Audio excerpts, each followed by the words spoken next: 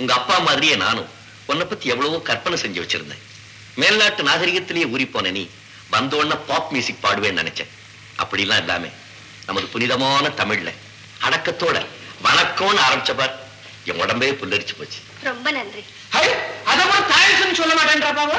சட்டாடா thanks. அம்மா மெட்ராஸ்ல beach ஓரமா நமக்கு 10 ஏக்கரா நிலம் இருக்கு. அதுல ஒரு பெரிய ஆஸ்பத்திரி கட்டி எல்லாத்தையும் ஏர் கண்டிஷன் பண்ணிடுறேன். உன் இஷ்டத்துக்கு நீ சார்ஜ் பண்ணலாம்.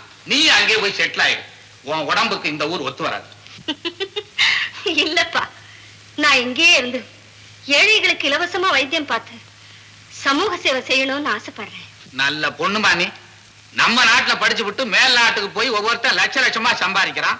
அதை விட்டு நீ இங்க வந்து சமூகமாவது சேவையாவது எனக்கு காசு கொடுப்பான். தவறு மாமா.